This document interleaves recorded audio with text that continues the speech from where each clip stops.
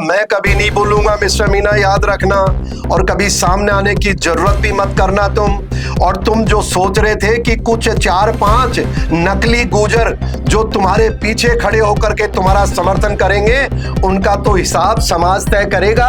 क्योंकि समाज किसी व्यक्ति का गुलाम नहीं है, वो सिर्फ अगर है तो राष्ट्र के लिए रहता है, स्वाभिमान के लिए रहता है। आप जैसे गद्दार, आप जैसे गलत विचार के लोग जो समाज को कमजोर दिखाना चाहते हैं, वो कभी नहीं होगा। कि प्रहलाद गुंजल को जिताने के लिए नरेश मीणा ने जी जान लगाई थी, और कहीं ना कहीं वो कहते हैं कि गुर्जरों की वजह से ही प्रहलाद गुंजल नहीं जीत पाए। क्या कहते हैं आप? पर जो लोग ये कहते हैं कि प्रहलाद गुंजल साहब को वोट नहीं देना, गुर्जरों को एक गलत शब्द का इस्तेमाल करते हैं, मैं मानता हूं आपकी जगह जेल में है। और ये किसने बोल दिया आपको कि भाई एक व्यक्ति आज कहे बीजेपी को वोट दो और कल कहे कांग्रेस को दे तो उसके साथ देंगे? भाई साहब ऐसा डराओ मत हमें, ऐसा गुनाह मत करो। ये कौम है वीर गुर्जर। अगर किसी के पीछे वीर लगता है, वो पूरे दुनिया में जाके ढूंढ लो, सिर्फ गुर्जर के पीछे लगता है। नरेश की जगह पहले भी जेल में थी, अभी भी जेल में है। गुर्जर वीर होते हैं, लेकिन कोटा बूंदी के गुर्जर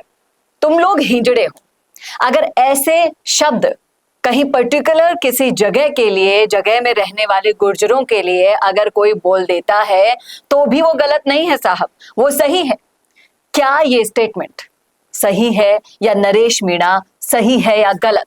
आज आपको बताएंगे सब कुछ डिटेल में इस वीडियो में, इसलिए बने रहेगा आखिर तक हमारे साथ। नमस्कार, मैं हूं चेतना शर्मा और नरेश मीणा को तरीके से जवाब देने के लिए स्टूडियो में मेरे साथ मौजूद हैं अंतर्राष्ट्रीय गुर्जर महासभा के राष्ट्रीय अध्यक्ष कर्नल देवानंद जी।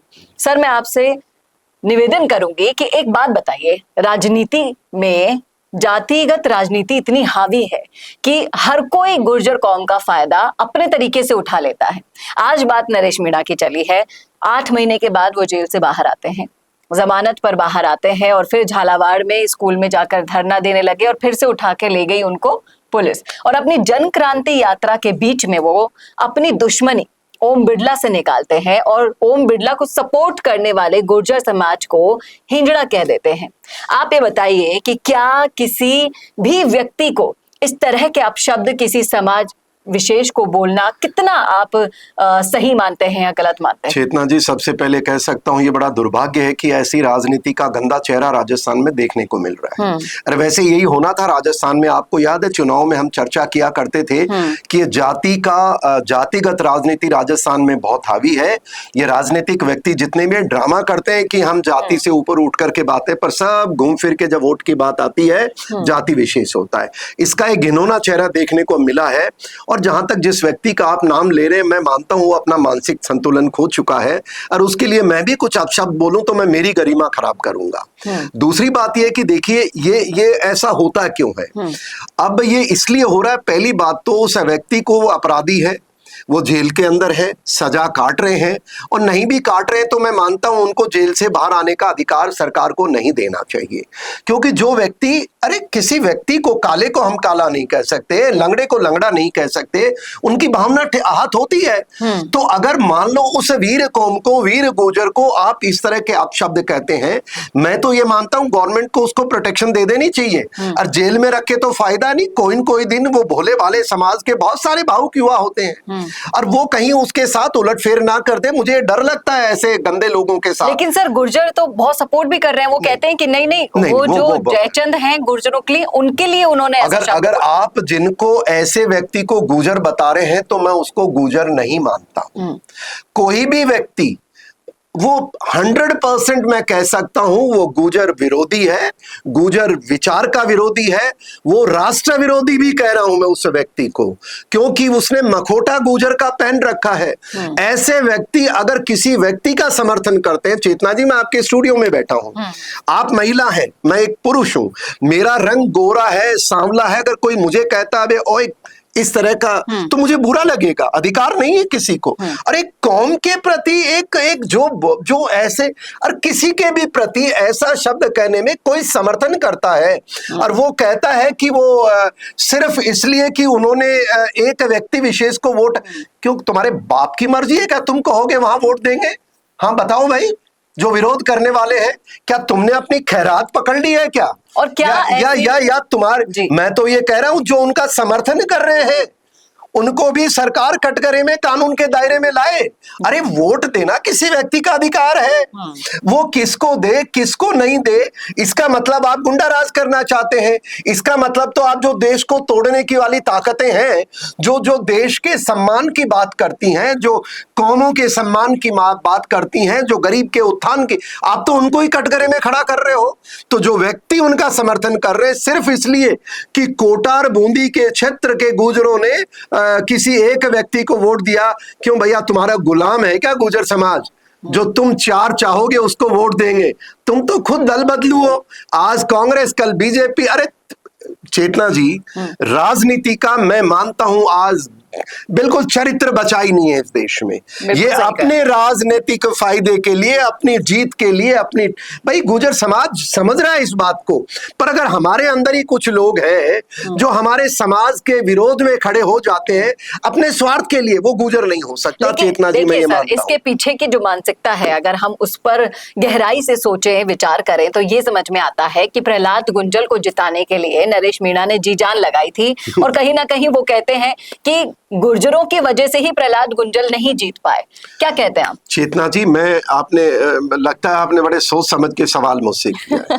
मैं उन चुनाव के अंदर, प्रहलाद गुंजल जी मेरे मित्र हैं, हम सामाजिक हमारे हैं, हमारी पुराने भारतीय जनता पार्टी के हैं। वो दुर्भाग्य रहा कि उनको किन कारणों से कहीं दूसरी तरफ जाना पड़ा।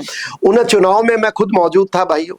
बहुत सारे लोग मुझसे सवाल करते हैं, पर मैं सबको एक ही चीज कहता हूं, चेतना जी, व्यक्ति समाज सबसे बड़ा होता है, सबसे बड़ा राष्ट्र है, राष्ट्र के बाद समाज आते हैं। व्यक्ति न तो समाज से बड़ा हो सकता है न राष्ट्र से बड़ा हो सकता है। और व्यक्ति अपनी व्यक्तिगत इच्छा या अपने व्यक्तिगत विचारों के कारण वो कोई फैसला करता है, उनके अधिकार क्षेत्र में है, ऐसी कोई बुरी बात नहीं है उन्होंने। पर जो लोग ये कहते हैं कि प्रहलाद गुंजल साहब को वोट नहीं देना, गुर्जरों को एक गलत शब्द का इस्तेमाल करते हैं, मैं मानता हूं आपकी जगह जेल में है।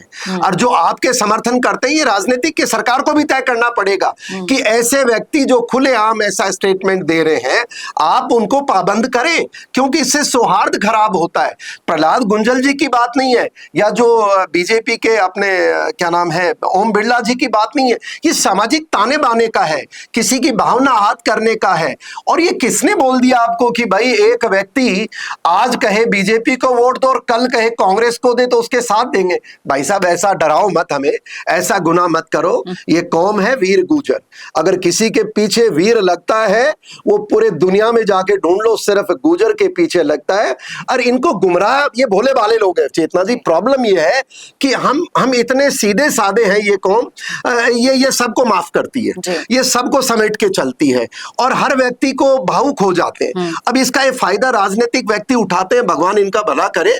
पर आज के जो युवा पीढ़ी है, आज क्योंकि मोबाइल आ चुका है, हम सब चीज समझ सकते हैं, पर जो व्यक्ति गलत काम करता है कानूनी, उसकी जगह जेल में होनी चाहिए। और उस क्या नाम बताया आपने, मीना क्या नाम है जो मीना जिसने अपशब्द बोले हैं? नरेश मीणा। नरेश की जगह पहले भी जेल में थी, अभी भी जेल में है। और उनके लिए तो कुछ भी हमें बोलना, उनका मकसद ये है कि वो कैसे ना कैसे करके कोई भी जुगाड़ करके हाड़ौती से ओम बिरला को साफ कर दे और वहां राज करे। ओम बिरला जी जाएंगे, वो अपने कर्मों से जाएंगे। ओम बिरला जी जीते, वो अपने कर्मों से जीते। हमारे दूसरे जो समाज के जो राजनीतिक व्यक्ति हैं, उनका भी मान सम्मान अपने अपने कर्मों से होता है। पर ये राजनीतिक का जो बोलते हैं ना चुटपैया, जिनको मैं, सही शब्द नहीं है, वो क्या करते हैं, अपनी जगह बनाने के लिए कुछ नेगेटिव चीजें करते हैं। पर मैं मानता हूं ये अपशब्द है, इसको गुर्जर समाज नहीं बता। आपराधिक मानसिकता वाले लोगों को क्या राजनीति में मौका मिलना चाहिए? बिल्कुल नहीं मिलना चाहिए। ये भूल जाएंगे उनको, ये जो अपशब्द बोला गया? गुर्जर कभी नहीं भूलेगा, मैं कभी नहीं भूलूंगा मिस्टर मीना, याद रखना। और कभी सामने आने की जरूरत भी मत करना तुम। और तुम जो सोच रहे थे कि कुछ 4-5 नकली गुर्जर जो तुम्हारे पीछे खड़े होकर के तुम्हारा समर्थन करेंगे, उनका तो हिसाब समाज तय करेगा, क्योंकि समाज किसी व्यक्ति का गुलाम नहीं है। वो सिर्फ अगर है तो राष्ट्र के लिए रहता है, स्वाभिमान के लिए रहता है। आप जैसे गद्दार, आप जैसे गलत विचार के लोग जो समाज को कमजोर दिखाना चाहते हैं, वो कभी नहीं होगा। और उम्मीद करता हूं समाज भी इस चीज का मंथन करेगा। समाज के पंच पटेल मंथन करेंगे। और आप सबसे फिर आग्रह करता हूं, वोट देना हर व्यक्ति का अधिकार है, ये डेमोक्रेसी है। और गुर्जर समाज तो सदैव इसमें बहुत अग्रिम रहा है। तो ऐसे व्यक्तियों का बहिष्कार और सरकार उनको कानूनी सजा दे, ऐसा मेरा आग्रह है। थैंक यू वेरी मच चेतना जी। ये बिल्कुल सही कहा सर आपने कि समाज किसी की बपौती नहीं है, किसी की गुलामी नहीं कर सकता है। समाज के लिए सबसे बड़ा राष्ट्र ही होता है। और आपने सिर्फ एक कोटा विशेष के, बूंदी विशेष के गुर्जरों को नहीं, पूरे समाज को गाली दी है। और ये गाली कभी समाज नहीं भूलेगा। जो असली मन से गुर्जर है वो तो कतई नहीं माफ करेंगे। क्या कहते हैं आप इस मुद्दे पर? रखिएगा राय कमेंट बॉक्स में। माफ कीजिएगा, नरेश मीणा के चाहने वालों को तो बुरा लग सकता है, लेकिन जब बात समाज की आती है तो हम समाज के हित की बात करते हैं। चेतना जी, उनको बुरा लगे या सही लगे, कौम के लिए आप शब्द बोलोगे तो तुम्हारा हिसाब पूरा कौम करेगी, याद रखना। और वो हिसाब भी बहुत जल्द से जल्द होगा। क्या कहते हैं आप? रखिएगा राय कमेंट बॉक्स में। कैसा लगा वीडियो बताना ना भूलेगा। और ऐसे वीडियोस के लिए देखते रहिएगा संवाद भारत का, भारत के लिए। नमस्कार। भारत का सबसे तेजी से बढ़ता हुआ डिजिटल न्यूज चैनल, जिसका परिवार 4,17,000 लोगों से भी ज्यादा बढ़ रहा है, वो संवाद न्यूज चाहता है हर जिले और हर राज्य में मीडिया पार्टनर्स। तो अगर आप बनना चाहते हैं संवाद न्यूज के पार्टनर्स, तो कांटेक्ट करें नीचे दिए गए नंबर्स पर। इसके अलावा अगर आप वीडियो एडिटर बनना चाहते हैं या फिर न्यूज इंडस्ट्री में बतौर इंटर्न सब सीखना चाहते हैं, तो संवाद न्यूज के जयपुर हेड ऑफिस में काम करने के लिए संपर्क करें स्क्रीन पर दिए गए नंबर पर।